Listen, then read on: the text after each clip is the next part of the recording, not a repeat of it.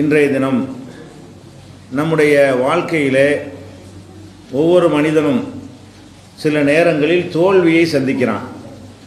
பலவிதமான தோல்விகள். இந்த தோல்விகளை கண்டவுடனே துவண்டு போய் அதையே நினைத்து கவலைப்பட்டு ஒரு மன சஞ்சலத்திற்கும் குழப்பத்திற்கும் ஆளாகிவிடக்கூடிய காட்சியை நம்ம பார்க்கிறோம். தோல்வி என்பது கூட ரெண்டு வகையான தோல்வி இருக்கிறது. ஒன்று ஒரு போட்டியில் 2 பேர் 3 பேர் மத்தியில் உள்ள ஒரு போட்டி வைத்து அதில் சிலர் மாத்திரம் ஜெயிக்கக்கூடிய போட்டிகளில் தோற்று போகிறதுன்னு ஒன்று இருக்கிறது. உதாரணமாக ஒரு விளையாட்டு போட்டி இருக்கிறது. அதில் ஃபஸ்ட்டு யார், செகண்ட் யார், தேர்ட் யாருன்னு ஒரு 3 பேர் தான் ஜெயிப்பாங்க. 1000 பேர் கலந்து கொண்டாலும் 3 பேர் தான் ஜெயிக்க முடியும். 10,000 பேர் அதில் கலந்து கொண்டாலும் 3 பேருக்கு தான் அது கிடைக்கும். அப்போ மற்றவர்களை ஜெயிக்கிறது போட்டி என்பது 2 வகை இருக்கிறது. மற்றவங்களை ஜெயிக்கிறதுக்காக நடத்துகிற போட்டியில் சிலர் தோப்பாங்க, சிலர் ஜெயிப்பாங்க. இந்த மாதிரி போட்டியும் இருக்கிறது. இன்னொரு போட்டி என்னென்று சொன்னால் மற்றவங்களை ஜெயிக்கிறதுக்காக உள்ளது கிடையாது. நாம் நம்முடைய முன்னேற்றத்திற்கான ஒரு இலக்கை அடைதல். பரீட்சையில் ஜெயிக்கிறதுன்னு வைங்களேன், 3 பேர் தான் ஜெயிக்கணும் கணக்காக இருக்குது. எல்லோரும் ஜெயிக்கலாம்ல. 1000 பேர் பரீட்சை எழுதுகிறாங்க, 1000 பேர் பாஸ் ஆகலாம். இது யாரையும் தள்ளி விட்டு ஜெயிக்கிற விஷயம் கிடையாது. அப்போ இந்த மாதிரி போட்டி தான். இது மாதிரியான தேர்வுகளில் தோற்று போகிறதுனாலும் நமக்கு பாதிப்பாக இருக்கிறது. அல்லது போட்டிகளில் தேர்தலில் போட்டிடுறான், தோற்று போயிடுறான். அதே மாதிரி ஒரு விளையாட்டு போட்டியில் கலந்து கொள்கிறான், அதில் தோற்று விடுகிறான். இது மாதிரியான தோல்விகள்லாம் என்ன இருக்குது. அதில் 2 பேர் ஒரு பந்தயம் வச்சு ஒரு வியாபாரத்தில் இறங்குறாங்க. ஒருத்தன் ஜெயிச்சிடறான், ஒருத்தன் தோற்று போயிடுறான். அந்த மாதிரி வியாபாரத்தில் தோல்வி. குடும்ப வாழ்க்கையில் கூட நல்ல மனைவி அமையும், நல்ல கணவன் அமைவான்னு சொல்லி எதிர்பார்த்து திருமணம் முடித்தா அது கடைசியில் நரக வேதனையாக போயிடும், அது தோல்வி. இப்படியாக பலவிதமான தோல்விகள் மனிதனுக்கு ஏற்படுகிறது. இந்த தோல்விகளை பொறுத்த வரைக்கும் ஒரு சரியான முஸ்லீமுக்கு இது ஒரு பிரச்சனையே இல்லை. சொல்லப்போனால் இந்த தோல்வி நமக்கு அப்போதைக்கு கஷ்டமாக தெரிஞ்சாலும் அல்லாஹ் தோல்வியை கொடுக்குற பலருக்கு அதை நன்மையாக தான் ஆக்கியிருக்கிறோம். உலகத்திலையும் நம்ம பார்க்குறோம், இஸ்லாமிய வரலாறுகளில் பார்க்குறோம், நம்ம கண் முன்னாடி வாழக்கூடிய பல மனிதர்களுடைய வரலாறையெல்லாம் பார்க்குறோம். அவங்கெல்லாம் அந்த தோற்காமல் ஒரு விஷயத்தில் ஜெயிச்சிருந்தார்கள் என்று சொன்னால் அவங்க ரொம்ப கீழே இருந்திருப்பார்கள். புரிந்து கொள்வதற்காக சொல்வதாக இருந்தால், இப்போ நம்ம தமிழ்நாட்டில் பல தடவை முதலமைச்சராக இருந்தவர் யார்? கருணாநிதி என்பவர் முதலமைச்சராக இருந்தார். அவர் SSLC பரீட்சையில் ஃபெயில் ஆகாமல் ஜெயிச்சிருந்தார்னு வைங்க. அவர் எப்படி பாஸ் ஆகி MA படித்து BA படித்து கல்லூரியில் பேராசிரியராக இருந்து எப்போவோ ரிட்டையர்ட் ஆகி 25 வருஷம் ரிட்டையர்ட் ஆகி என்ன செய்வார்? அப்படி ஒரு ஆள் இருந்து உலகத்துக்கு தெரியாமல் போயிடும். அவர் தோற்றதுனால தான் வேறு மாதிரியான ஒரு இதுக்கு தள்ளி விட வேண்டிய நிலைமை ஏற்படுது. அல்லாஹ் அவருக்கு வேறு ஒன்று எழுதி வச்சுருக்கிறான். இது நன்மையாக கெட்டதாங்கிற விஷயம் அல்ல. அவர் முதலமைச்சராக நாட்டுக்கு நல்லது செஞ்சாரா, அதுக்கு நம்ம போகவில்லை. அவருக்கு எழுதுன என்னன்னு கேட்டால், இவரை வேறு இடத்துக்கு திருப்புறதா இருந்தால் அந்த இடத்துல மண்டையில் தட்டி நிப்பாட்டணும், அப்போ தான் அதுக்கு போகுவார். இல்லைன்னா அவர் அதில் போய்கிட்டு இருப்பாருன்னு சொல்லி அல்லாஹ் என்ன செய்வான்? அப்படிலாம் ஒரு ஏற்பாடை பண்ணி இருப்பான். அப்போ நமக்கு ஒரு காரியத்தை கையில் எடுக்கும் பொழுது அதில் தோல்வி வந்தால் இதை விட வேற ஒன்றை நமக்கு தருவதற்காக வேண்டி அல்லாஹ் என்ன செய்யறான்? காலை பிடிச்சி இழுத்து நிப்பாட்டுகிறான் அப்படின்றத நம்ம விலகி கொள்ளணும். இப்போ உதாரணத்துக்கு எடுத்துக்கொள்வதாக இருந்தால், யூசுப் அலைஹிஸ்ஸலாம் அவங்களுடைய வரலாறு அல்லாஹ் சொல்கிறான். அவங்களுடைய சகோதரர்கள் அவரை இழுத்துக்கிட்டு போய் கிணத்துல தள்ளி கொலை செய்ய முயற்சிக்காமல் வீட்டிலே அண்ணன் தம்பியாகவே வாழ்ந்திருந்தாங்கன்னு சொன்னால் அவர் அந்த குடும்பத்தில் 10-11 பேரில் அவர் ஒரு ஆளாக இருந்திருப்பார். வரலாற்றில் அவருக்கு எந்த விதமான ஒரு பிரகாசிப்பும் இருக்காது. அவருக்கு தோல்வியை கொடுக்குறான் அல்லாஹ். என்ன தோல்வி? 11 பேரும் சேர்ந்து அண்ணன் தம்பி அண்ணன்மார்கள்லாம் சேர்ந்து அவரை கொண்டு கிணத்துல தள்ளி அதை சில வர்த்தக கூட்டத்தினர் அந்த பிள்ளையை எடுத்துகிட்டு போய் எகிப்தில் விற்று அது ராஜ குடும்பத்தில் உள்ளவங்க வாங்கி கடைசியில் அவர் ராஜாவாக போயிட்டார். அவங்க வாங்கி வளர்த்து கடைசியில் பொய் போலீஸ் மத்தி சிறையில் அடைத்து அது பொய்ன்னு தெரிஞ்ச பிறகு இன்னும் ஒரு நெருக்கத்தை மன்னருக்கு மத்தியில் ஏற்படுத்தி கடைசியில் என்னவாயிட்டாரு? அந்த எகிப்திலேயே ஒரு சிறந்த ஆட்சி செய்யக்கூடிய ஒரு சக்கரவர்த்தியாக அல்லாஹ் ஆக்குறான். அப்போ நம்ம அந்த நேரத்தில் பார்த்தா எப்படி தெரியும்? நம்ம சக்கரவர்த்தியான வரலாறு வரைக்கும் தெரிஞ்சதுனால அது வழங்க முடியலை. நம்ம அவர் கிணத்துல போடும்போது மட்டும் பார்த்தோன்னு வைங்க, இந்த மாதிரி போயிட்டார படுதோல்வி அடைஞ்சிட்டு அப்படி தான் நினைப்போம். பெரிய இழப்பு, அண்ணன் வாப்பா விட்டு பிரித்து குடும்பத்தை விட்டு பிரித்து இந்த மாதிரி கொண்டாந்து தள்ளுறாங்களேன்னு ஒரு பார்வையாளரை பார்த்தோம்னு சொன்னால் அப்படி தெரியும். ஆனால் அது சில வருடங்களுக்கு பிறகு அவரை வேற ஒரு இடத்துல கொண்டு வைப்பதாக இருந்தால் இந்த பிரிச்சு ஆக வேண்டும், அவங்க வாப்பாட்டிலிருந்து பிரிக்க வேண்டும். பிரித்தவர் ஒரு ராஜாவா ஆகிறதா இருந்தால் அங்கே கொண்டு விற்கப்படணும், அதை ராஜாவுடைய குடும்பத்தினர் வாங்கணும், அவங்க அன்போடு வளர்க்கணும். இதுகளெல்லாம் ஏற்பட வேண்டுமாக இருந்தால் இந்த தோல்வி அவசியம். இப்போ நம்ம என்ன நினைக்கிறோம், ஒரு விஷயத்தை தோல்வி வந்தோடனே தோற்றுமே நினைக்கிறோம். இந்த தோல்வியை கொடுக்கலன்னா அதுலேயே தான் நம்ம இருப்போம். ஏதாவது ஒன்று எடுத்து அந்த காரியம் தோல்வி இல்லை என்று சொன்னால் அதுலேயே கடைசி வரைக்கும் நிற்போம். அதை விட ஒரு பெரிய இடத்துக்கு நம்ம எப்போ போவோம், இன்னொரு முயற்சி எப்போ பண்ணுவோம், மாற்றி எப்போ நம்ம யோசிப்போம் என்று சொன்னால் அதில் ஒரு தோல்வியை பிடிச்சி காலை பிடிச்சி இழுப்பான்ல, இழுத்து பரட்டி விட்டுருவான். எந்திரிச்சிட்டு இப்படி ஓடிட்டாலும் இப்படி திரும்பி ஓடுவோம். இப்படி ஓடிட்டு இருக்கிறால பிடிச்சல இழுதானே செய்வோம், கீழே விழுந்து எந்திரிச்சு மறு எந்த பக்கம் ஓடுவோம். இங்கிட்ட நம்ம பிரகாசமான எதிர்காலம் இருக்கும், பார்த்தா தெரியாது, உடனே கிடைக்காது. அது திருமணம்னு முதலமைச்சர் ஆக முடியாது, திருமணம்னு சக்கரவர்த்தி ஆக முடியாது, அது கொஞ்சம் பிரயாணம் ஓடும். அந்த பயணத்தை நோக்கி அல்லாஹ் இழுப்பதற்காக இப்படி ஒரு நன்மையை செய்வான் என்பதற்கு யூசுப் நபியுடைய வரலாறுல நம்ம என்ன செய்கிறோம் பார்க்கிறோம். இப்போ நபிகள் நாயகம் ஸல்லல்லாஹு அலைஹி வஸல்லம் அவங்க இருக்கிறாங்க, அவங்கள ஒரு தாய் தந்தையோட ஒரு அரவணைப்போட உள்ளவராக வளர்த்துருக்கலாம்ல அல்லாஹ். அவங்க தாய் வயிற்றில் இருக்கும் பொழுதே தகப்பனார் இறந்து போயிடுறாரு. அவங்க பிறந்து கொஞ்ச நாளில் தாயையும் இழந்துடுறாங்க.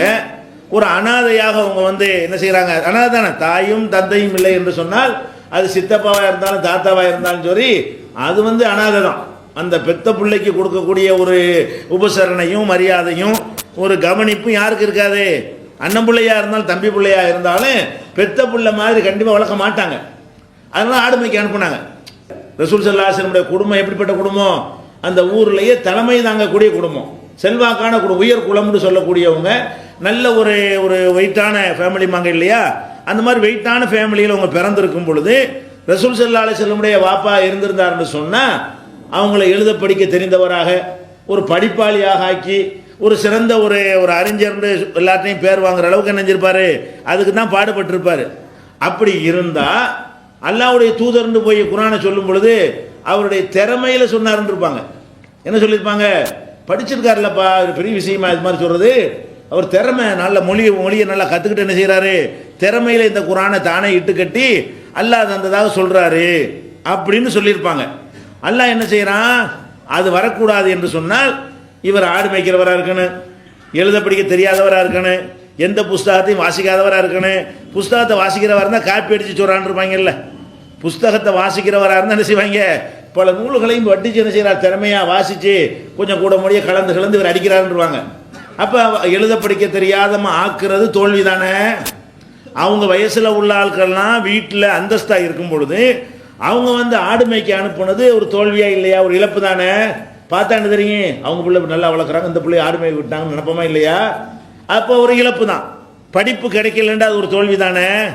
நம்ம பரீட்சையில் ஃபெயிலாக போனால் தோல்வி நினைக்கிறோம், படிப்பே இல்லையே, ஜீரோ ஒன்றுமே கிடைக்கவே இல்லையே, அது தோல்வி தானே. அறவே படிப்பு இல்லைன்னா ஒரு தோல்வி தான். அப்போ படிப்பை இல்லாதவராக ரசூல் ஸல்லல்லாஹு அலைஹி வஸல்லம் இருந்து அது மாதிரி அவங்க ஆடு மேய்ச்சி இந்த மாதிரி ஒரு அற்பமான வேலைகளுக்கெல்லாம் கூலிகளுக்கெல்லாம் அனுப்பப்பட்டது. நாளைக்கு இறை தூதர்னு சொல்லும் பொழுது ஒரு வாயை திறக்கக்கூடாது. அதுக்காக தான் அல்லாஹ் என்ன சொல்லி காட்டுறான், குர்ஆன்ல இதை சொல்லி காட்டுறான். அப்படி சொல்கிறான், மா குந்த தகுத்துஹு பி யமீனிக்க, நீ உன்னுடைய வலக்கரத்தால் நீ எழுதி கொண்டிருக்கவில்லை, உனக்கு எழுதவும் தெரியாது, உனக்கு எழுத படிக்க தெரிந்திருந்தால் இதன் லர்தாபல் முபத்திலூன், வீணர்கள் இந்த குர்ஆன் விஷயத்தில் சந்தேகப்பட்டிருப்பார்கள். குர்ஆனில் சந்தேகப்பட்டால் உன்னை தூதர் நம்ப மாட்டார்கள். அவர் படித்தான்லப்பா, திறமையில் குர்ஆன் அவ்வளோ இலக்கியமாக இருக்கிறது, அவ்வளோ உயர்ந்த நடையில் இருக்கிறது, அதை சொல்லக்கூடியவர் படிக்காதவராக இருக்கிறார். அதுதான் குர்ஆனுடைய ப்ளஸ்ஸு, குர்ஆனுடைய சிறப்பு இதில் தான் இருக்குது. இவருக்கு சொன்னவர் அல்லாஹ்வுடைய வேதம்னு சொல்லக்கூடியவர் படிக்காதவராக இருக்கார், எந்த நூலையும் அவர் வாசிக்க தெரியாது, இலக்கியங்களை படித்தவர் கிடையாது, மொழி புலமை அவருக்கு கிடையாது. ஒரு ஆடு மேய்க்கிற ஆளுக்கு உரிய நாலேஜ் தான் அவருக்கு மொழியை பொறுத்த வரைக்கும் இருக்கும். அந்த மாதிரியான ஒரு ஆள் இறைவேதம் என்று சொல்கிறார். அது பெரிய பெரிய விற்பனர்களை எல்லாம் தோல்வியுறை செய்யக்கூடிய உயர்ந்த நடையில் இருக்கிறது. அப்போ இந்த படிக்காத ஒரு ஆள் இப்படி சொல்ல முடியாது என்றால் அவருக்கு வேற ஒரு இடத்திலிருந்து இது வருகிறது, ஒரு பெரிய இடத்திலிருந்து இந்த மெசேஜ் வருகிறது. சவால் வேறு விடுது, கொண்டு வாடா பார்ப்போம், இது மாதிரி இந்த குர்ஆனை போல கொண்டு வான்னு சவால்லாம் விடும் பொழுது அவன் ஏன் திகைச்சு போகிறான், அது இவர் படிக்காதவராக இருந்தார், இப்படிப்பட்ட ஒருத்தர் சொன்னால் அது இறைவேதம் தான் நினைக்கிறோம். அப்போ நபிகள் நாயகம் ஸல்லல்லாஹு அலைஹி வஸல்லம் அவர்களுக்கு படிப்பு இல்லாமல் போவது ஒரு தோல்வி தானே, ஒரு இழப்பு தானே. நம்ம பார்வையில் பார்த்தா அது இழப்ப உண்மையில் அப்போதைக்கு பார்த்தா இழப்பா தெரியும். நம்ம ரசூல்லா காலத்தில் வாழ்ந்து, நம்ம ரசூல்லா காலத்தில் ஒரு நல்ல வசதியான குடும்பத்தில் இருந்து அவர் சின்ன பிள்ளை ஆடு மேய்க்கிற பார்த்தா என்ன செய்வோம்? பாவம், அந்த பையனை போட்டு ஆடு மேய்க்க அனுப்பியிருக்காங்களே, படிக்க கிடைக்க விடாம, வாப்பா இருந்தால் அப்படி செஞ்சிருப்பாங்களா, உம்மா இருந்தால் அந்த மாதிரி விட்டுருப்பாங்களான்னு பேசுவோமா இல்லையா? நம்ம கற்பனை பண்ணி பாருங்க. அப்படி ரசூல்லா சின்ன பிள்ளையா இருந்த காலத்துக்கு நீங்கள் போயிருங்க, நீங்கள் இருந்து வெளியில் பார்வையாளராக பாருங்க. அப்போ பார்த்தா என்னவா தெரியும்? அவருக்கு பெரிய தோல்வியான வாழ்க்கையை கொடுத்துட்டாங்க, படிப்பு கொடுக்கல, ஒரு நல்ல ஒரு நாலேஜ் கிடைக்கக்கூடிய வாய்ப்பெல்லாம் பறிச்சுட்டு ஆடு மேய்க்க விட்டுவிட்டாங்க. அதுவும் கூலிக்கு, சொந்த ஆடு மேய்ச்சாலும் பரவாயில்லை, அற்பமான கூலிக்கு என்ன செய்யறது, ஆடு மேய்க்க விட்டுட்டாங்கன்னு நினைக்கிறவன் ஆடு மேய்க்கக்கூடியவரை ஆக்கணும்னு வேணும்னு தான் ஆக்குறான். எப்போ எதுக்கு ஆக்குறான்? அப்போ தான் அந்த இறை தூதர் என்பது நிரூபணமாகும். நாளைக்கு சொல்லும் பொழுது இறை தூதர்னு சொன்னால் அது ஏற்றுக்கொள்ளத்தக்கதாக இருக்கும். அப்போ அல்லாவுடைய கணக்கு என்னன்னு சொன்னால், ஒரு காரியத்தை செய்கிறதா இருந்தால் நம்ம என்ன செய்வோம்? இன்னைக்கு திட்டமும் நாளைக்கு செஞ்சுருவோம். அல்லாட்ட அதெல்லாம் கிடையாது. 25 வருஷத்துக்கு பிறகு ஒன்று வரணும்னு சொன்னால் இங்கேருந்து ஒரு செக்கை வைப்பான் அல்லா. அப்படியே கொண்டு போய் என்ன செய்வான்? அந்த இடத்துல நிப்பாட்டுவான். அப்போ தான் கரெக்டாக ஒர்க் அவுட் ஆகும். அப்போ அவங்க 40வது வயசில் நபியாக ஆக்குவதற்காக வேண்டி சின்ன பிள்ளையாக இருக்கும்போதே வேலையை ஆரம்பிச்சினான்லாம். நபியாக 40 வயசுலாம் தேர்ந்தெடுக்க போகிறான், அப்போ தான் டிக்ளேர் பண்ண போகிறான். 39 வயசில் அவங்களுக்கு இதை செய்யலை. பிறந்த அவங்க விவரம் தெரிஞ்ச காலத்திலேருந்து அவங்கள அது மாதிரியாவே டைப்பாக என்ன செஞ்சு கொண்டு வந்து அதே மாதிரியான ஒரு நிலையை ஏற்படுத்தின பிறகு இறை தூதர்னு சொன்னால் அது ஒரு வெற்றியாக இருக்கிறது. ஒரு வகையில் தோல்வி தானே, அல்ல அப்படி வேணும்னு ஆக்குனா. அது எப்போ நமக்கு தெரிகிறது? இறை தூதர்னு ஆன பிறகு தான் தெரிகிறது. யூசுப் நபி ராஜாவாக ஆன பிறகு தான் அதனுடைய ஒரு தாத்பரியம் நமக்கு விளங்குகிறது. அப்போ நம்ம என்ன விளங்கணும்? நம்மளை பிடிச்சி ஒரு தோல்வியெல்லாம் தந்துட்டாண்ட உடனே தோண்டு போய் விடக்கூடாது. இதில் வியாபாரத்தில் தோல்வியா, இன்னொரு வியாபாரத்தை பண்ணுறதுல தூண்டுறான், அட இதோட நல்லா சம்பாதிப்படா, அதில் சில அனுபவத்தை நீ கற்றுக்கிருவே, இன்னொரு வியாபாரத்தை பண்ணு, இந்த படிப்பில் தோத்த அந்த படிப்பை படி என்று நம்மளை வேற ஒரு பக்கத்தில் திருப்புவதாக இருந்தால் நம்ம போகிற போக்கில் விடாமல் பிடிச்சி நிப்பாட்ட தான் ஆகணும். போகிற போக்கில் விட்டால் நம்ம சரிப்பட்டு வரமாட்டோம், இதை விட நல்லது நமக்கு கிடைக்காது என்று இருந்தால் அல்லாஹ் தோல்வியை தருவான். இதை நம்ம என்ன செய்யணும்? ஃபஸ்ட்டு விளங்கணும். தோல்வி ஆயிடுச்சு எல்லாம் தோல்வியாக போச்சுன்னா அது தோற்றவர் தான் ஜெயிச்சிருக்கிறார்கள். இன்னும் சொல்ல போனால் நீங்கள் பள்ளிக்கூடங்களில் வாத்தியார்கள் சில பேர் ரொம்ப திட்டுவாங்க. எப்படி திட்டுவாங்க? இவன் ஒன்றுக்குமே லாயக்கு இல்லைவன், இவன் மாடு மேய்க்க கூட லாயக்கு இல்லைன்னா என்ன செய்வாங்க? திட்டுவாங்க. மாடு மேய்க்க லாயக்கு இல்லைன்னு திட்டுன பல பேர் ஒரு நாட்டை ஆளக்கூடிய சக்கரவர்த்திகளாக பின்னாடி நினைஞ்சிருக்கிறாங்க, வந்திருக்கிறாங்க. மாடு மேய்க்கவே தகுதி இல்லைன்னு சொன்னாங்க. ஆனால் இன்னொருத்தனுக்கு என்ன செய்வாங்க? இவர் தான் ஸ்டேட் ஃபஸ்ட்டு, மாநிலத்தில் இவர் தான் முதல் மாணவர்னு பேப்பர்லாம் போடுவாங்க. 1000 ரூபா ரொக்க பரிசு அந்த காலத்துலேருந்து ஒரு பேப்பரில் கொடுத்து விடுவான். 1000 ரூபா பரிசு, 10,000 ரூபா பரிசுன்னு சொல்லிட்டு. அவன்லாம் எங்கேன்னு பார்த்தா காணாம். இப்போ ஃபஸ்ட்டு மார்க் வாங்கினானே என்ன ஆகிட்டான்? ஒன்றுமே பிரகாசிக்கலை. அப்போ நம்ம என்ன நினைக்கணும்? ஜெயிச்ச பரீட்சையில் ஜெயிச்சா தான் நல்லது நினைக்கக்கூடாது, முயற்சி பண்ணுவோம். அதை அல்லாஹ் வேற மாதிரி மாற்றினான்னு சொன்னால் அதை விட ஒரு சிறந்த நமக்கு கிடைக்கும். அல்லாஹ் நம்மளோட விவரமானவன், நமக்கு எது நல்லது என்பது நம்மை விட அவனுக்கு நன்றாக தெரியும். நமக்கு நல்லது நம்ம ஒரு பார்வையில் நம்ம பார்ப்போம், அவன் வேற ஒரு பார்வையில் அல்லாஹ் ரப்புல் ஆலமீன் பார்ப்பான். அப்படின்னு நம்ம நினைத்து பார்த்தோமையானால் தோல்விகள் நம்மளை பாதிக்குமா? வரலாறு பூரா அப்படி பார்க்கத்தானே செய்கிறோம். வரலாறு நடிகளும் நம்ம பார்க்குறோம். பெரிய பெரிய விஞ்ஞானிகள் அந்த மாதிரி நீங்கள் எடுத்து பார்ப்போம். நிறைய கண்டுபிடிப்பெல்லாம் கண்டுபிடிச்சிருக்காங்களே, அதிகமான பொருள்களை கண்டுபிடித்த விஞ்ஞானிகள் வரலாறு எடுத்து பார்த்தீங்கன்னா அவங்கெல்லாம் அந்த பள்ளிக்கூடத்தில் சோபிக்காத ஆளுங்க, அவங்க கல்விக்கூடங்களில் சரியான முறையில் பிரகாசிக்காத ஆளுங்க. அவர் தான் ஸ்டேட்டில் ஃபஸ்ட்டு, மாவட்டத்தில் ஃபஸ்ட்டு, ஸ்கூல் ஃபஸ்ட்டு என்றெல்லாம் சொல்ல முடியாத ஒரு சராசரியான ஒரு லெவலில் இருந்தவங்க தான். அவங்கள விரட்டி விட்டவங்க தான் என்னவாகுது? எதுக்குன்னு அந்த புஸ்தக படிப்போம், ஏதோ ஐடியா பண்ணி சிந்திப்போம் அப்படின்னு சொல்லி ஆராய்ச்சி பண்ணி என்ன செய்கிறான்? எதையாவது கண்டுபிடிக்கணுமேன்னு சொல்லி அவனை தள்ளி விட்டான். இல்லைன்னா என்ன வேறேன், அவன் படிச்சு விட்டு கல்லூரியில் பேராசிரியராக போய் படித்து நல்ல மார்க் வாங்கி புஸ்தகத்தில் உள்ளதை எடுத்து சொல்லிக்கிட்டு இருப்பானதை வேற ஒரு இம்ப்ரூவ்மெண்ட் இருக்காது. உலகத்துக்கு எவ்வளோ நன்மைகள், நிறைய கண்டுபிடிப்புகள் செஞ்சவர்கள்லாம் அவங்க இந்த தேர்னதில்லை, பரீட்சைகளில் போட்டிகளில் மற்றவங்களோட போட்டிக்கிட்டு முதல் நிலையில் அவங்க என்ன செய்யலை, வந்தது கிடையாது. இதையெல்லாம் நம்ம நினச்சி பார்த்தோமே ஆனால் அது ஒரு பெரிய ஒரு ஆச்சரியமான ஒரு இதாக இருக்கும். அதே மாதிரி நபிகள் நாயகம் ஸல்லல்லாஹு அலைஹி வஸல்லத்துக்கு முன்னாடி மூசா நபி அவங்கள என்ன செஞ்சாங்க? குழந்தை பிறந்தவனை ஆற்றுல தூக்கி போட்டாங்க. குழந்தை பிறந்தவனை ஆற்றுல தூக்கி போட்டாங்க. ஆற்றுல தூக்கி போட்டால் என்னது? ஒரு பெட்டி செஞ்சு ஆற்றுல போய் இறக்கி விட்டால் நல்லது. அது ஒரு தாய் பிள்ளைய வளர்க்குறதான நல்லது. நம்ம வீட்டில் நம்மளுக்குள்ள பிறந்த செய்தி தெரிஞ்சால் கொண்டு போடுவான் அப்படிங்கிறதுக்கு அல்லாஹ் என்ன பண்ணுறான்? அந்த மூசா நபியுடைய தாயாருடைய உள்ளத்தில் போட்டு ஒரு பெட்டியை தயார் பண்ணி பெட்டிக்குள்ளே அந்த பிள்ளைய வச்சு ஆற்றுல விட்டுரு. அந்த பெட்டி எங்கே போகுது? அவன் வீட்டுக்குள்ளே போகுது. எந்த பேர் அவனுக்கு கொலை செஞ்சிருவானோ அது எங்கேருந்தா வருதுன்னு நினச்சிக்கிட்டான். அவன் இஸ்ரவேல் குழந்தைன்னு அவன் நினைக்கல. இஸ்ரவேல் குழந்தைகளால் தான் ஆபத்துன்னு அவன் நினச்சிக்கிட்டு இருந்தான். இது ஆற்றுல விட்டவனை வந்து என்ன நினைக்கிறான், வேறு இந்த நாட்டில் உள்ள குழந்தை வருது வளர்க்கு, நல்லா இருக்குது, இந்த பையன் நல்லா இருக்கான்னு எடுத்து வளர்க்குறான். வளர்த்தா என்ன ஆகுறது, இப்போ அவர் வளர்க்கப்பட்டது எங்கே, எதிரி இடத்துல வளர்க்கப்படுறாரு. அதை தவிர பாதுகாப்பான இடம் இல்லவே இல்லை. அன்றைக்கு எதிரி இடத்துல வளர்க்கப்படாமல் அங்கே வீட்டில் யார் வீட்டில் வச்சு வளர்த்தான்னு அவர் போட்டு தள்ளியிருப்பாங்க. தாய் வந்து பிள்ளையை தியாகம் பண்ணுற மாதிரி ஆக்கி அவன்கிட்ட கொண்டே போட்டு அவன் எடுத்து எதுக்காக வேண்டி தனக்கு எதிரியாக இவர் உருவாக வேண்டும் என்பதற்காகவே ஃபிரௌன் எடுத்து வளர்த்தான்ட்டு எல்லாம் என்ன செய்யறான், ஒரு இலக்கியமாக சொல்லி காட்டுறான். இந்த பிள்ளை எதுக்கு வளர்த்தான், நம்மளை கொள்றதுக்காக வேண்டி தான் நான் வந்து நினைச்சிருக்கிறேன், இந்த பிள்ளை எடுத்திருக்கேன்னு சொல்லாமல் சொல்கிற மாதிரி அவனை டைவெர்ட் பண்ணி விட்டானே. அப்போ அல்லாஹ் வந்து எப்படி கணக்கு பண்ணுறான்னு பாருங்களேன். ஒவ்வொரு இழப்புக்கு அப்புறமும் ஒரு நல்லதை வைத்திருக்கிறான். இந்த மாதிரி நம்ம பார்த்து கொண்டோமே ஆனால் ஒரு இழப்பு நஷ்டம்னு வந்த உடனே நம்ம தோன்றக்கூடாது, தூண்டு விடக்கூடாது. எந்த வகையில் தோல்வி வந்தாலும் சரி, அது வந்து இப்போதைக்கு நமக்கு முடியல, ஏதோ ஒரு அல்லாஹ் வந்து ஒரு நன்மை நாடி இருக்கிறான், இன்னொரு இதை முயற்சி பார்ப்போம், இன்னொரு துறையில் போவோம், ஒரு 4-5 துறையில் கூட நீங்கள் முயற்சித்து பார்க்கலாம். எல்லாத்துலேயும் அல்லாஹ் என்ன செய்வோம், அதில் சில அனுபவங்கள் கிடைக்கும். எந்த தோல்வி அடைஞ்சவனும் புத்தி கொள்முதல் பண்ணாமல் இருந்தது கிடையாது. காசை வேண்டாம் இழந்திருப்பான், புத்தி கொள்முதல் ஒன்று இருக்கா இல்லையா. ஒரு துறையில் இறங்குவோம், அதில் நிறைய லாஸ் பண்ணிடுவோம், நிறைய வந்து பேரை கெடுக்கிற மாதிரி. அப்புறம் என்ன செய்யும், ஒரு பாடம் கிடைக்கும். பள்ளிக்கூடத்தில் கூட கிடைக்காது அந்த பாடம். தோல்வி அடைஞ்ச பிறகு நமக்கு கிடைக்கக்கூடிய பாடம், ஓஹோ இன்னென்ன மிஸ்டேக் நம்ம பண்ணக்கூடாதோ, இது மாதிரி பண்ணிட்டோமோ, உதாரணம் பண்ணிட்டோமோ, அல்லது கடனை கொடுத்துவிட்டோமோ, அதெல்லாம் நீ பாடம் கற்றுக்கிட்டோமே, அது இல்லாட்டி கொஞ்சம் சரியாக வருமேண்டு அப்படி நிதானித்து இதெல்லாம் கற்றுக்கொள்வதற்கு எத்தனை கோடி ரூபா கொடுத்தாலும் கிடைக்குமா? இதெல்லாம் பள்ளிக்கூடத்தில் கற்றுத்தர பாடமா?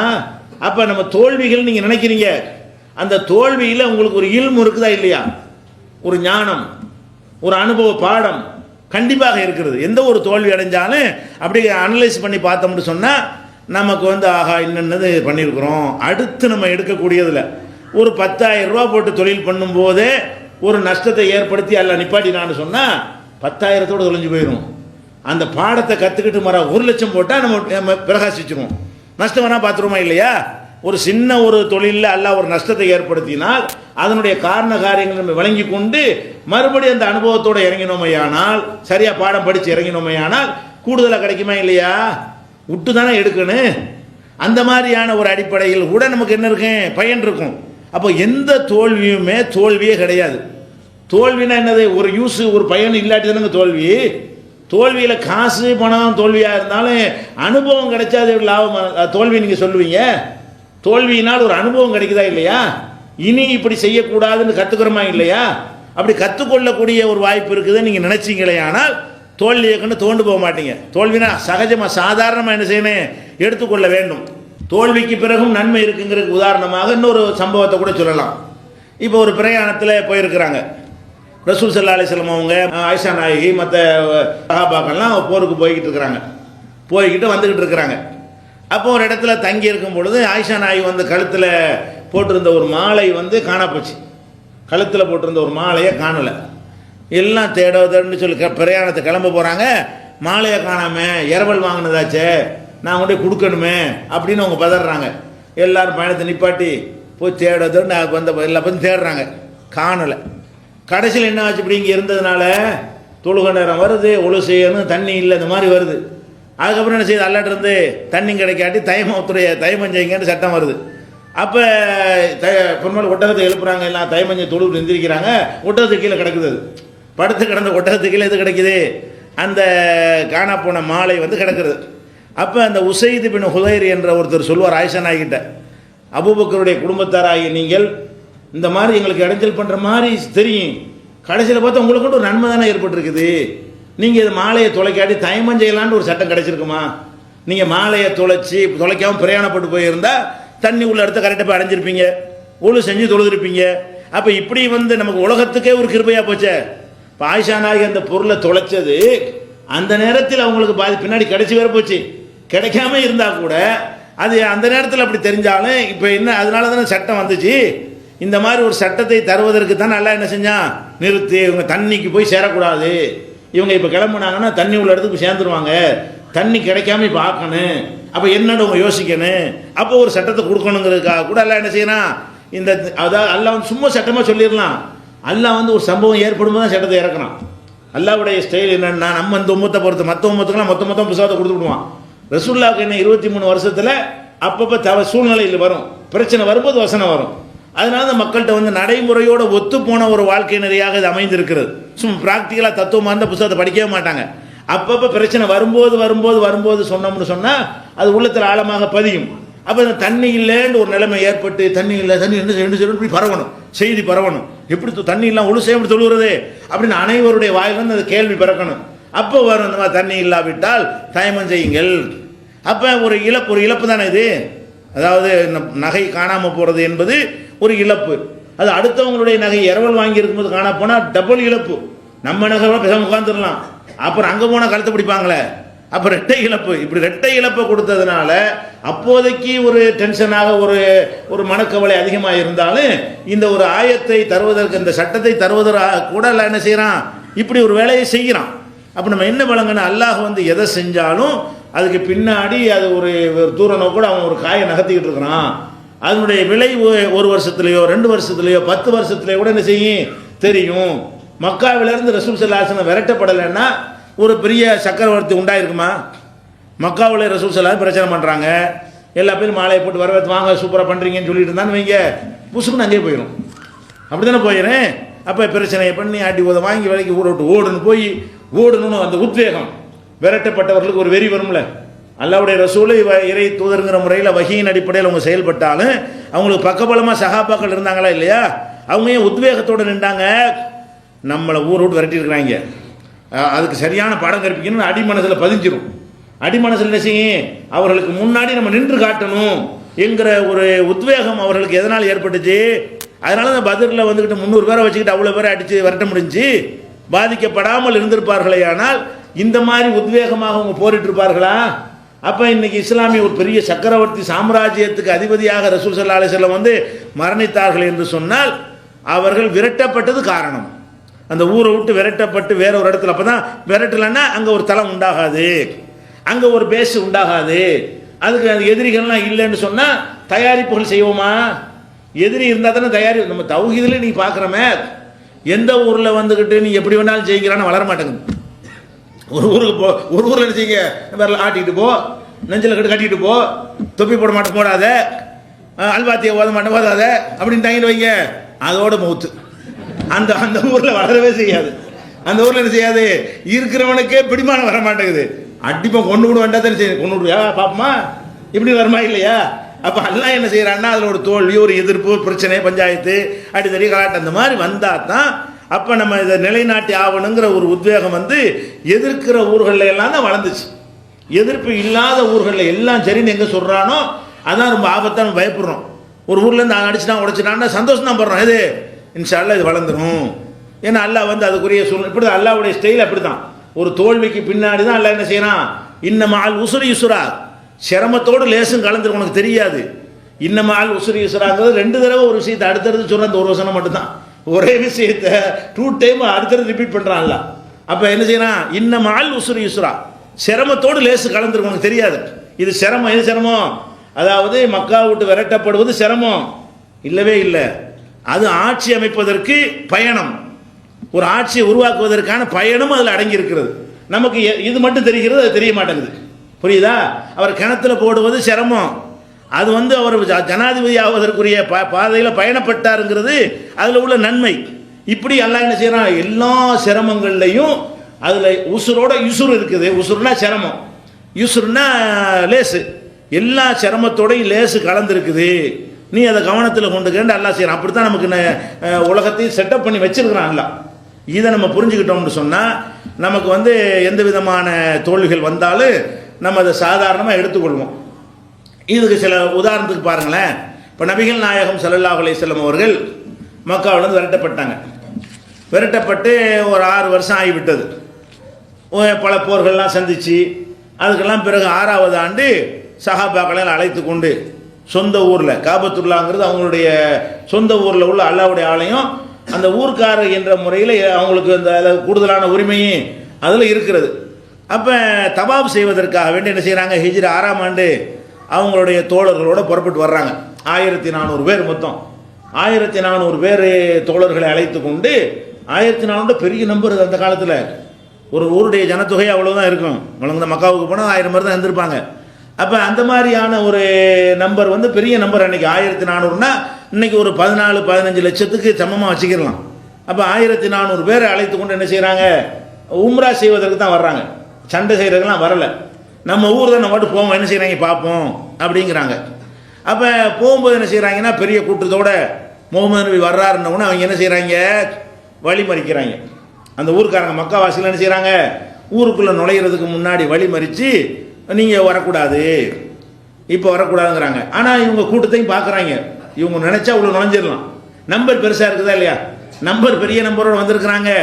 இப்போ வந்து நம்ம எதிர்த்தாலும் ஆபத்து, விட்டாலும் நமக்கு தோல்வி அப்படிங்கிறாங்க. என்ன பண்ணுறாங்கன்னு கேட்டால் ஹிக்மத்தாக ஒரு பஞ்சாயத்து வர்றாங்க, ஒரு செட்டில்மெண்ட் பண்ணிக்கிடுவோம். என்ன செட்டில்மெண்ட்டு, அடுத்த வருஷம் நாங்கள் உங்களை அனுமதிக்கிறோம். எப்படி வர்றாங்க, எதிர்த்து நிற்கிறதுக்கு பயமாகவும் இருக்குது, அதாவது தடுக்கவும் செய்யணும், ஃபோர்ஸாக தடுக்கிறதுக்கு முடியலை. அப்போ அது ஒரு மிரட்டலோடவும் ஒரு பயத்தோடையும் கலந்து, மிரட்டலும் இருக்கணும் ஒரு பயமும் கலந்துருக்கும் இல்லையா, அந்த மாதிரி என்ன செய்கிறது, அந்த மாதிரி ஸ்டைலில் வந்து பேசுகிறாங்க. நீங்கள் என்ன செய்யணும், இந்த வருஷம் திரும்பி போயிடணும், அடுத்த வருஷம் தான் நாங்கள் தடுக்க மாட்டோம். அதுக்கு நம்ம ஒரு அக்ரிமெண்ட் போட்டு, நீ வந்ததுக்காக என்ன செய்வோம், அக்ரிமெண்ட் போட்டுக்கிறணும். அந்த அக்ரிமெண்ட் அடிப்படையில் நீங்கள் இருந்தால் நாங்கள் உங்களை அனுமதிக்கிறோங்கிறாங்க. அப்போ இது வந்து அதை ஏற்றுக்கிறாமல் இருந்திருக்கலாம். ரசூல் ஸல்லல்லாஹு அலைஹி வஸல்லம் நினச்சா உள்ளே போயிருக்கலாம். நினச்சாங்கன்னு சொன்னால் அவங்க இருக்கிற அந்த நம்பருக்கு 1400 பேர்னா உள்ளூரில் 1000 பேர் தான் இருப்பான். அப்போ இதே நம்பர் அளவுக்கு இருப்பான். அப்போ இவங்கெல்லாம் பொறுக்கி எடுத்த ஆளுக்கு வேறு 1400 பேரும் அதுக்கண்டே என்ன செய்கிறாங்க, தயார் நிலையில் உள்ள ஒரு ஆட்களாக படுகளவர்கள்லாம் இருக்க மாட்டார்கள். அந்த மாதிரி இருக்கிற நேரத்தில் என்ன செய்கிறாங்க, இந்த ஒப்பந்தம் வந்தவுடனே அல்லாஹ் வந்து ஏற்றுக்கிற சொல்கிறான். சரி ஒப்பந்தம் பண்ணுங்கிறான். பண்ணுனா பார்த்தா என்ன இருக்குது, ஏன் இப்படி பின்வாங்கன்னு, நம்ம நுழைஞ்சு நம்ம ஊர் அல்லாஹ்வுடைய ஆலயம், நம்ம சண்டைக்கு போகலை, வழிபாடு இபாதத்து செய்ய போகிறோம், இவன் ஏன் அதை தடுக்கிறான், நம்ம நம்பரோட போதுமான நம்பர்லாம் இருக்கிறோம், நினச்சா உள்ளுக்கு போயிடலாம் அப்படிங்கிற மாதிரி எல்லாருக்கும் ஒரு ஆத்திரமாக இருக்கிறது. ரசூல் ஸல்லல்லாஹு அலைஹி வஸல்லம் செய்கிறாங்க, இறைவன்கிட்டருந்து அந்த ஏற்றுக்கொள்ளலாம்ங்கிற வகி அடிப்படையில் அதை வந்து சரி ஒப்பந்தம் பண்ணிக்கிறோம் அப்படிங்கிறாங்க. அப்போ உமர் கேட்குறாங்க, அல்லாஹ்வுடைய தூதரே நம்ம ஹக்கில் தானே இருக்கிறோம், ஆமாம், அவங்க வந்து பாத்திலில் தப்பில் தானே இருக்கிறாங்க, நம்ம சத்தியத்திலான இருக்கிறோம், ஆமாம், அவங்க தவறில் தானே இருக்கிறாங்க, ஆமாம், அப்பயும் அவங்களுக்கு நம்ம பணியணும், நம்ம சரியான பாதையில் இருந்தால் நம்ம புள்ள போயிட வேண்டியது தானே அப்படிங்கிற அந்த அது தோல்வினா எவ்வளோ பெரிய தோல்வி. அதாவது இபாதத்து செய்ய வந்து தடுத்து திரும்பி போனால் தோல்வி தானேங்க. நம்ம ஒரு மாநாட்டுக்கு ஏற்பாடு பண்ணி தடுத்துட்டாங்கன்னு எவ்வளோ கோவம் வருது, ஒரு பொதுக்கூட்டத்துக்கு ஏற்பாடு பண்ணி தடுத்துட்டாண்டா எவ்வளோ கோவம் வருது. இது எவ்வளோ பெரிய ஒரு மேட்ரு, எத்தனை மைல்கள் பிரயாணம் பண்ணி, சாதாரண விஷயமா 300-400 கிலோமீட்டர் அங்கேருந்து பிரயாணம் பண்ணி வர்றதுன்னா எவ்வளோ பெரிய கஷ்டமான இது, எத்தனை நாள் அதுக்கு மெனக்கட்டுருக்கனே, எவ்வளோ பெரிய தியாகங்கள்லாம் பண்ணியிருக்கனே, அவ்வளோ பண்ணி கிட்டத்தில் நெருக்கட்டில் வச்சுக்கிட்டு திரும்பி போனால் எப்படி இருக்கேன், அதை ஏற்றுக்கிற கூடாண்டு ஒரே படியாக நிற்கிறாங்க எல்லா சகாபாக்களும். ரசூலுல்லாஹ் ஏற்றுக்கிறாங்க. ஏற்றுக்கிட்டு அவங்க கண்டிஷன் வர போகிறாங்க. என்ன கண்டிஷன், 3 முக்கியமான கண்டிஷன், நிறைய கண்டிஷன் இருக்கிறது, 3 முக்கியமான கண்டிஷன். ஒன்று, அடுத்தாண்டு நீங்கள் வரும்போது 3 நாள் தான் தங்கணும், கண்டிஷன் போடுறாங்க. 3 நாள் தான் என்ன செய்யணும், உம்ரா செஞ்சு ஓடுறது தானே, இங்கே டேரா போடுறதுக்கு வரக்கூடாது, உங்கள் ஊர் பிறந்த ஊர் மாமாட்டு ஊரை மச்சம் வீட்டுக்கு விருந்துக்கு போகிறலாம் இருக்கக்கூடாது, வரணும் உம்ரா செய்யணும், 3ஆவது நாள் பிறப்பிட்டு போயிடணும், ஒரு கண்டிஷன். அந்த 3 நாள் என்ன செய்யணும்னு கேட்டால் வாளை தவிர வேறு எந்த ஆயுதம் வச்சிருக்கக்கூடாது, ஈட்டி அம்பு வில்லு இதெல்லாம் வச்சிருக்கக்கூடாது. அந்த வாளும் உரையில் போடப்பட்டு தான் வரணும். வாளுங்கிற எல்லாரும் வச்சுருப்பாங்க. அந்த காலத்தில் வாள் என்பது எல்லார்ட்டையுமே இருக்கும். வாள் இல்லாமல் ஒருத்தனை கற்பனை பண்ண முடியாது அந்த காலத்தில். அது சட்டையை கழட்டிட்டு வேண்டாம் எப்படி இருக்குது அந்த மாதிரி உள்ளது.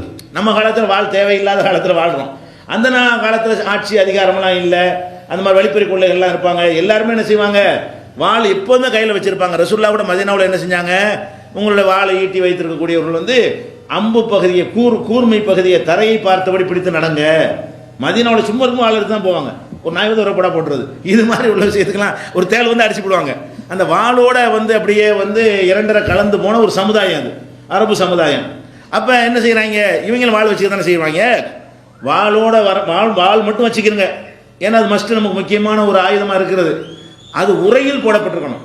இடுப்பில் ஒரு உரை போட்டிருப்பாங்க, உரையில் சொருவி இருக்கணுமே தவிர கையில் பிடித்து கொண்டு வரக்கூடாது. வாழை கையில் எடுக்காமல் நீங்கள் வரணும் அப்படிங்கிற மாதிரி 3 நாள் தான் தங்கணுன்ட்டாங்க. அடுத்து என்ன செய்கிறாங்க, இங்கே உள்ள யாராவது உங்களோட திரும்பி வந்தாங்கன்னு சொன்னால் சேர்த்துக்கிறக்கூடாது. இங்கேருந்து ஒரு ஆள் வந்தாருன்னா என்ன செய்யக்கூடாது, எங்களில் சேர்ந்த ஒரு ஆள் உங்களோட வர்றேன்னு சொன்னார்னா நீங்கள் உங்கள் இதில் சேர்த்துக்கொள்ளக்கூடாது. உங்களில் இருந்து உள்ள ஆளுங்க யாராவது இங்கே தங்கிடுறோம் அப்படின்னு சொன்னாங்கன்னா விட்டுருணும். உம்ராவுக்கு வர்றீங்கல்ல, 200 பேர் நாங்கள் மக்காவில் தங்கிடுறோம் அப்படின்னு சொன்னாங்கன்னு வைங்க, எங்கள்கிட்ட விட்டுட்டு போயிடணும். உங்கள் ஆளுக்கு வந்து உம்ராவுக்கு வரும்பொழுது இங்கே தங்கிட்டாங்கன்னா விட்டுட்டு போயிடணும்.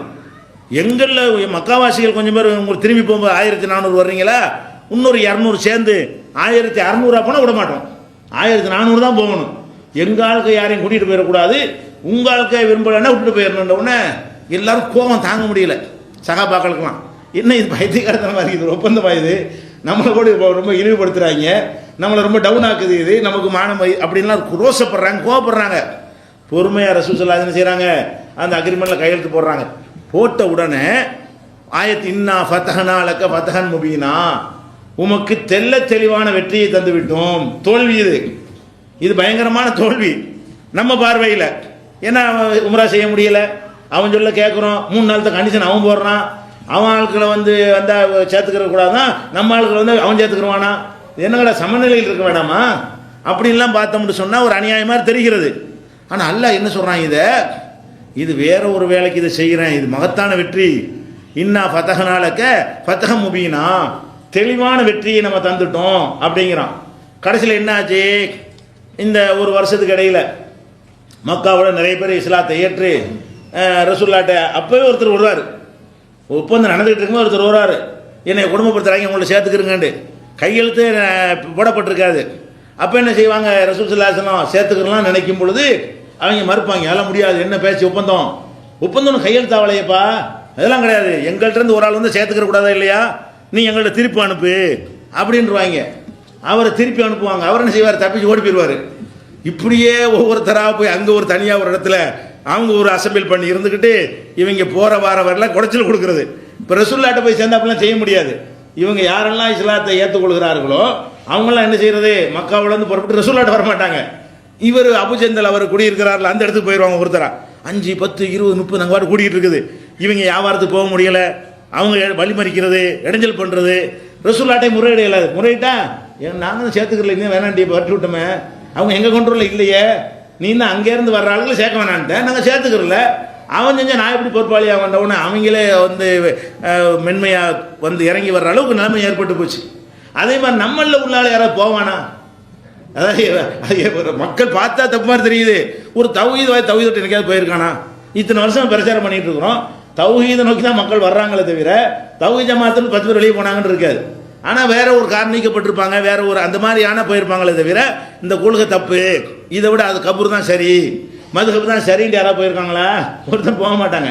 அதனால இது பெரிய லாஸே இல்லை. அவங்க ஏட்டில் வேண்டாம் அவங்க ஜெயிச்சிருக்கலாமே தவிர யார் ரசூலுல்லாஹ்ட்ட இருந்து யாருக்கு திரும்பி தங்கிட போறா, 1400 வந்தவொடனே நாங்கள் 500 இங்கே இருந்துக்கணும்னு சொல்ல போகிறாங்களா, ஒருத்தராக ஈமானை விடுவாங்களா? அவன் அல்லாஹ் இதெல்லாம் கவனிக்கிறான். மக்கள் யாரும் கவனிக்கல, அனைத்து சகாபாக்களும் கவனிக்கல, அல்லாஹ் இதை கவனிக்கிறான். இது எழுதுறாங்க, கிறுக்குத்தனமாக எழுதுறாங்க. ஒரு ஆள் நமக்கு லாஸ் ஆக போகுதா, ஒரு ஆள் கூட மிஸ் ஆகுது. இந்த ஒப்பந்தத்தினால ஒரு ஆள் நமக்கு இழப்பு இல்லை. அங்கேருந்து ஏற்றுக்கொண்டாலும் அங்கே இருந்துக்கிட்டு பிரச்சனை பண்ணிக்கிட்டு இருப்பான், இல்லைன்னா தனியாக ஓடி போய் இருந்துக்கிட்டு குடைச்சல் கொடுத்துட்டு இருப்பான். 2 நமக்கு தான் லாபம்.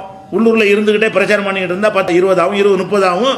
அப்போ என்ன அல்லாஹ் சொல்கிறான், இது இந்த சம்பவங்கள்லாம் புகாரில் 4251வது ஹதீஸ்லையும் இன்னும் பல இடங்களையும் நீங்கள் பார்க்கலாம். இது எல்லாமே என்ன சொல்லுகிறது, பார்த்தா தோல்வி. அந்த ஹுதைபியா உடன்படிக்கையை மேலோட்டமாக படித்து பார்த்தால் என்ன செய்யுது, தோல்வி. ஆனால் அந்த ஓராண்டுக்குள்ள என்ன நிலைமை தலையில மாறுனுச்சுன்னா அது அல்லாஹ் வந்து அப்போ சொல்கிறான் மகத்தான வெற்றிங்கிறான். போர் நாள் கூட இப்படி வெற்றி கிடைக்காது. இன்னா ஃபதஹ்னா லக ஃபதஹம் முபீனா, மகத்தான வெற்றி உமக்கு தந்து விட்டோம். இந்த ஒப்பந்தத்தை பற்றி குறிப்பிடும் பொழுது மகத்தான வெற்றிங்கிறான். அப்போ தோல்வியை வெற்றிங்கிறான் அல்லாஹ். இதான் நம்ம படிக்க வேண்டிய பாடம். நமக்கு ஒரு தோல்வி கிடைச்சா அதனுடைய பின் விளைவுகள் ரப்புல் ஆலமீனுக்கு தெரியும்.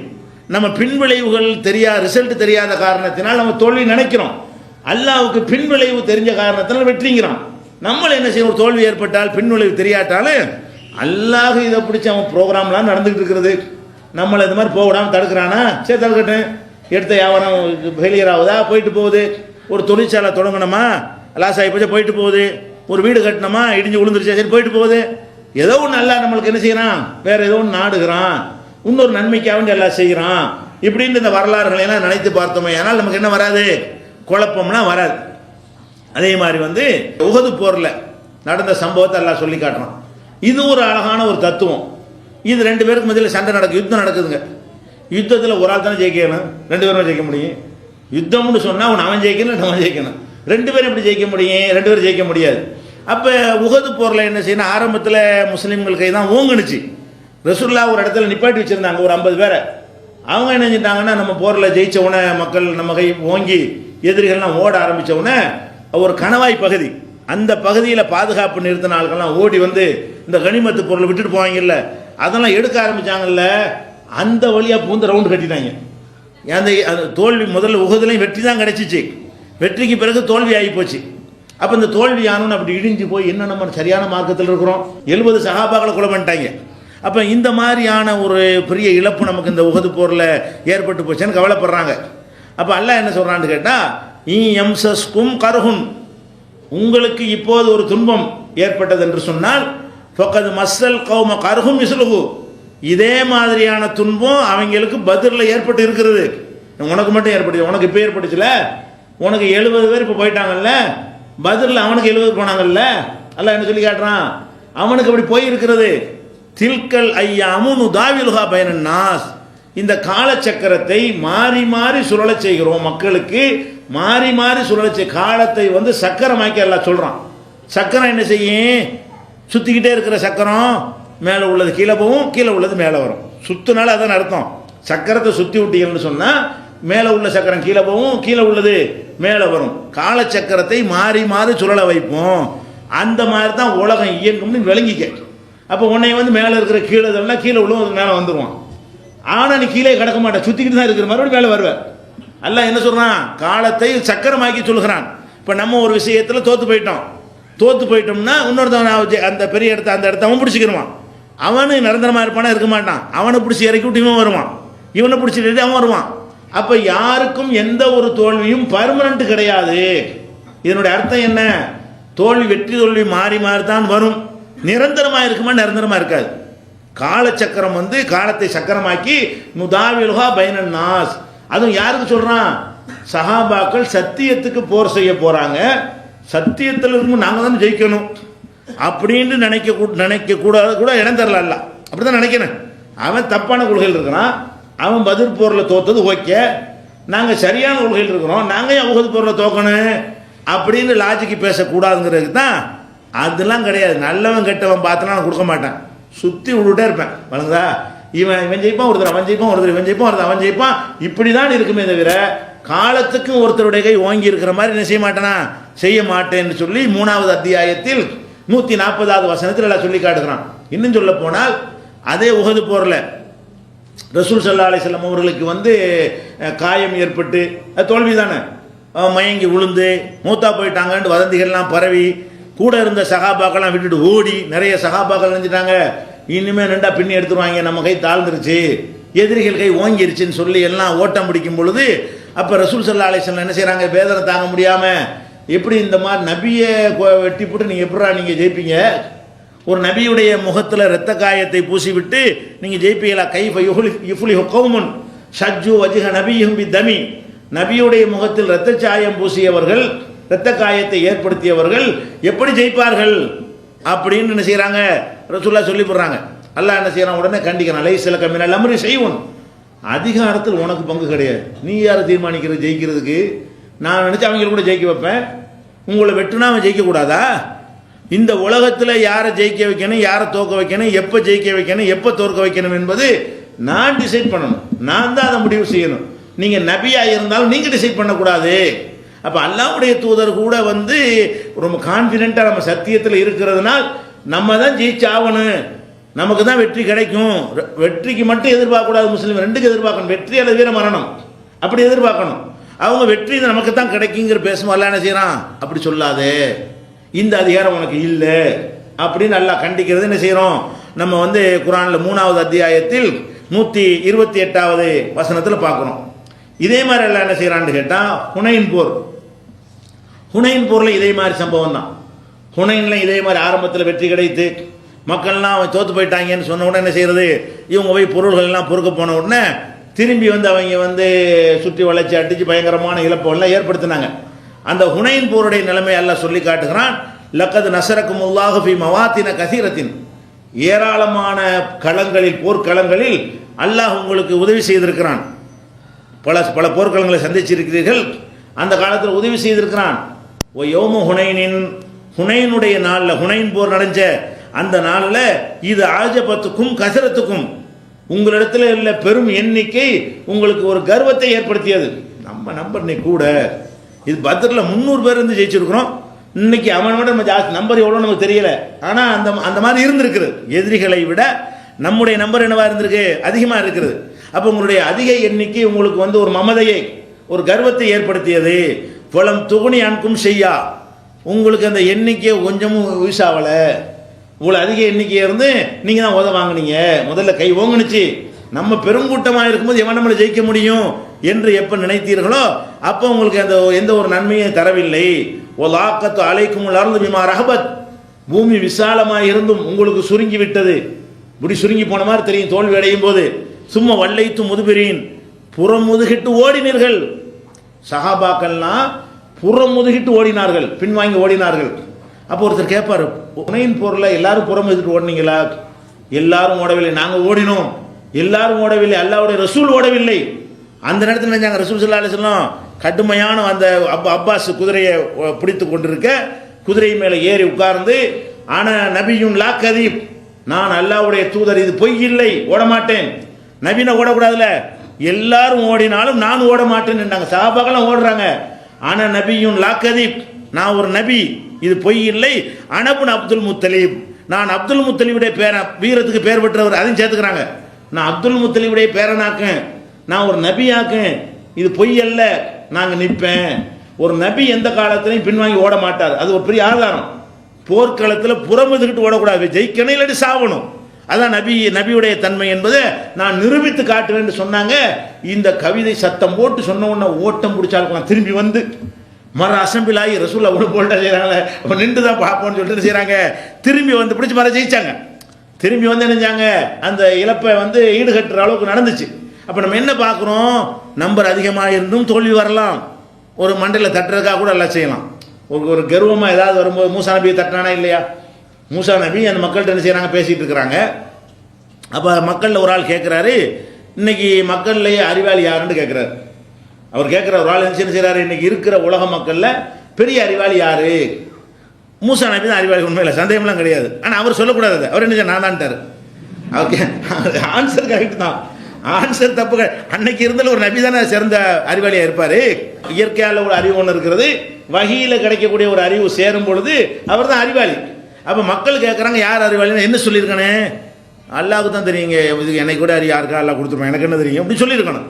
அவர் என்ன செய்கிறாரு, நான் தான் எல்லாத்துக்கும் உலகத்தில் பெரிய அறிவாளின்ற கேட்டது தான் சொன்னார். அவரை வந்து சொல்லலை, அது பெருமைக்கும் சொல்லலை, உண்மையை சொன்னார். அவர் அல்லா நினைச்சிட்டான், அது எப்படி சொல்லலாம், நீ போய் கற்றுக்கிட்டு வந்து ஒரு ஆள் அனுப்புகிறான். பெருசாகவும் கற்றுக்கல, ஒரு முனைவொன்று விஷயத்தை என்ன செய்கிறாரு, அவருக்கு தெரியாத விஷயத்தை அவர் சொல்லி கொடுத்து கடைசியில் ஒரு விவரமான ஆள் நினச்சிலப்பா இது தெரிஞ்சவனுக்கு இந்த ஒரு பாடத்தை கற்றுக் கொடுப்பதற்காக வேண்டி அல்லா வந்து அப்படி செய்கிறான்.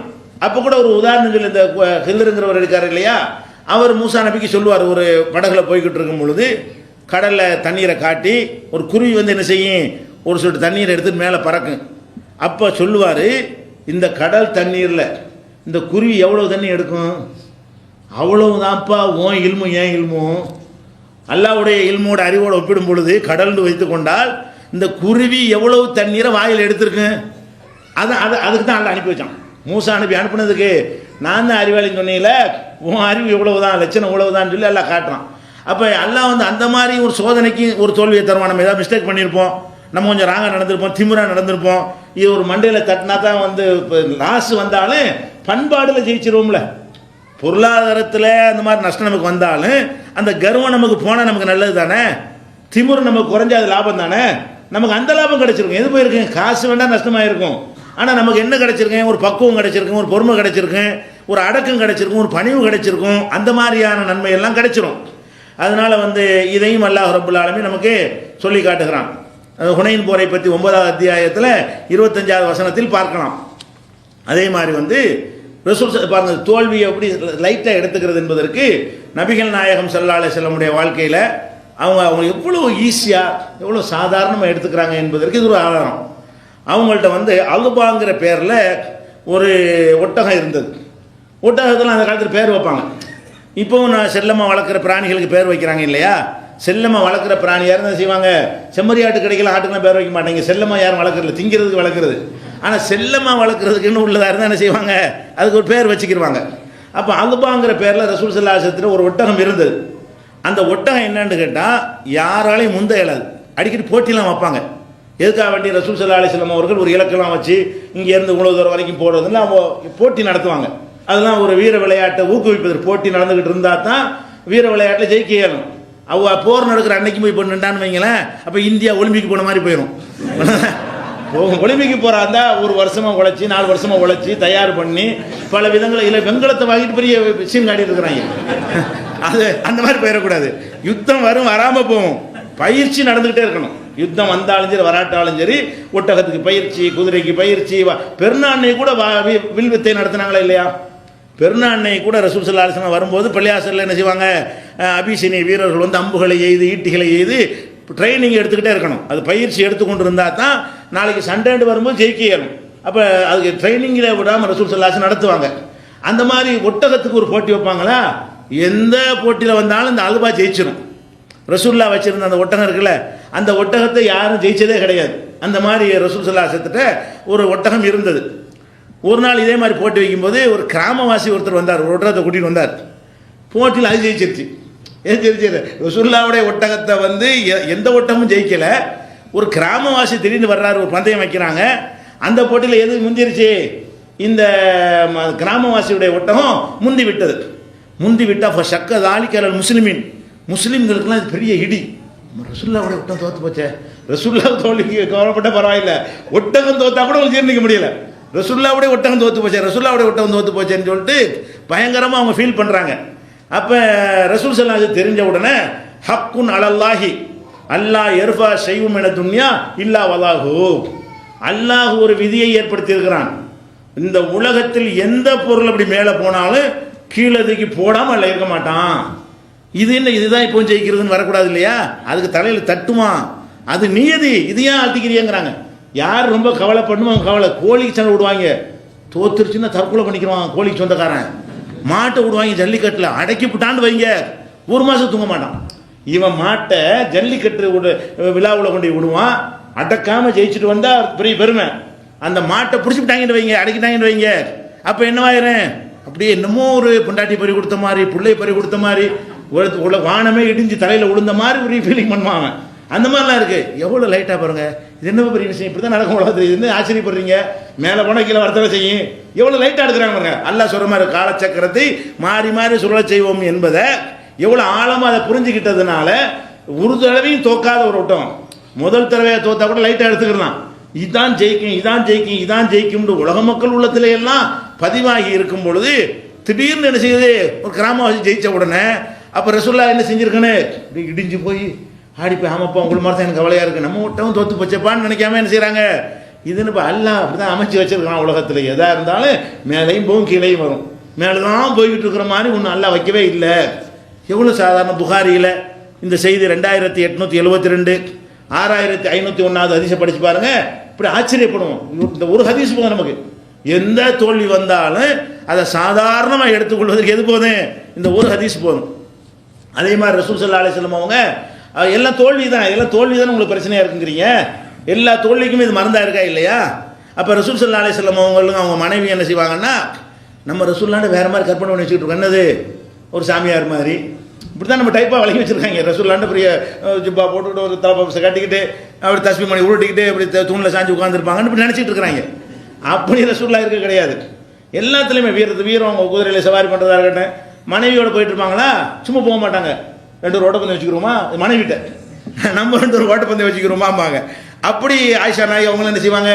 2 பேரும் பாலைவனம் தானே போய்கிட்டே இருப்பாங்க, நம்ம 2 ஓட்டப்பந்தயம் விடுவோம் அப்படின்னு சொல்லி ஓட்டப்பந்தயம். ஆயிஷா நாய் சொல்கிறாங்க, நான் ரசூல் ஸல்லல்லாஹு அலைஹி வஸல்லம் அவங்களோட ஒரு பிரயாணத்தில் இருந்தேன். அப்போ ஒரு ஓட்டப்பந்தயம் 2 பேரும் வச்சோம். நான் முந்திட்டேன். ஓட்டப்பந்தயத்தில் யார் ஜெயிச்சிட்டது? நான் ஜெயிச்சு விட்டேன். அதாவது காலால் ஓடுற பந்தயம், அதாவது ஒட்டகத்தில் ஓடுற பந்தயம் இல்லை, காலால் ஓடக்கூடிய ஓட்ட பந்தயத்தில் நான் நினைச்சிட்டேன் ஜெயிச்சுட்டேன். இதற்கு பிறகு இன்னும் கொஞ்சம் காலத்துக்கு பிறகு நல்லா சதகதை போட்டு ஒரு வயசுக்கு பிறகு பெண்கள்லாம் கொஞ்சம் குண்டாயிருவாங்க. அந்த மாதிரி ஆயிட்டேன். ஊருக்கா போயிட்டு இருக்கும்போது இப்போ ஓட்டப்பந்தயம் வச்சுக்கிறோமா ரசூல்லா கேட்டாங்க. சரின்னு சொன்னேன். அதில் ரசூல்லா வந்துட்டாங்க.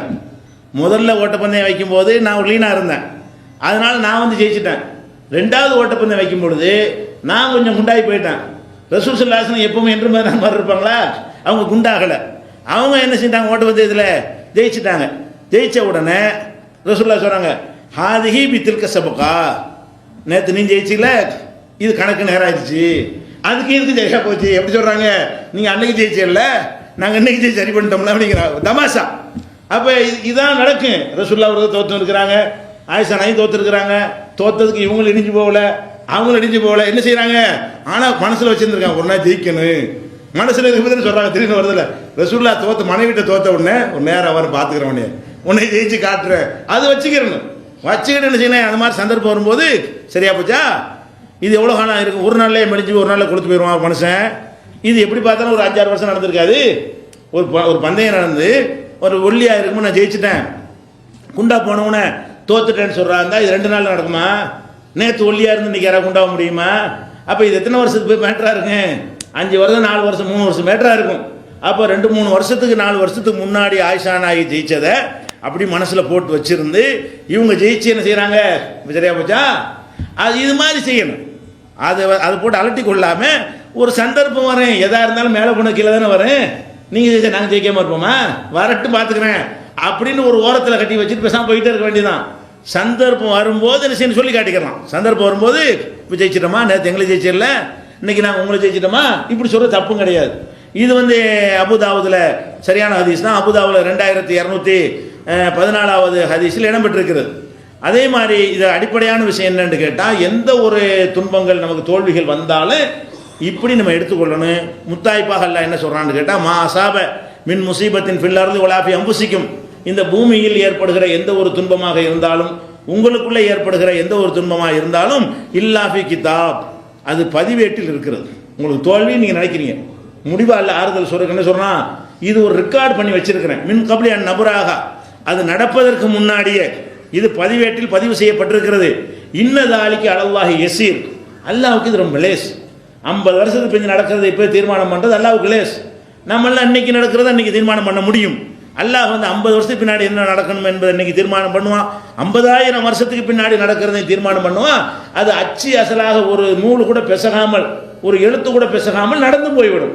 இது வந்து திருக்குறானில் 57வது அத்தியாயத்தில் 22வது வசனத்தில் அல்லாஹ் சொல்லி காட்டுகிறான். அதே மாதிரி முடிவாக இன்னொன்று சொல்லி காட்டுகிறான், மா அசாப மின் முசீபத்தின் இல்லாம இதுன்னு இல்லை, உங்களுக்கு எந்த துன்பம் வந்தாலும் சரி, தோல்வி தான் துன்பங்கிறீங்க, எந்த மாதிரி துன்பம் உங்களுக்கு வந்தாலும் அல்லாஹ்வுடைய கட்டளைப்படி நடக்கிறது.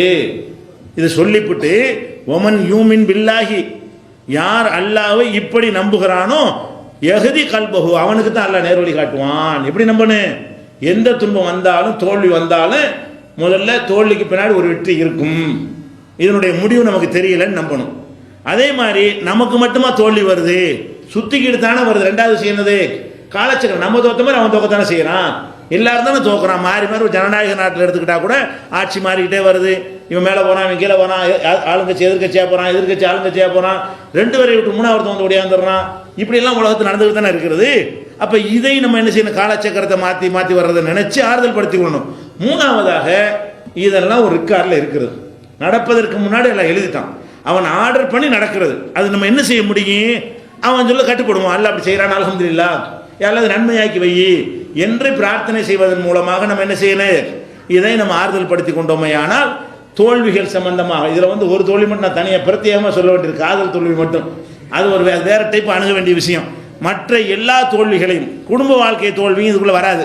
இந்த 2 தோல்வியை தவிர வேற எந்த விதமான பொருளாதார நஷ்டமாக இருக்கட்டும், விளையாட்டு தோல்வியாக இருக்கட்டும், படிப்பில் உள்ள தோல்வியாக இருக்கட்டும், வேறு என்ன தோல்வின்னு நினைக்கிறீங்களோ எல்லா தோல்விகளுக்கும் இப்போ நம்ம சொன்னது போதுமான அருமருந்தாக இருக்கும். இதை நம்ம மனசில் பதிய வைத்துக் கொண்டோமே ஆனால் ஒரு தோல்வி நம்மளை என்ன செய்யாது, பாதிக்கவே செய்யாது.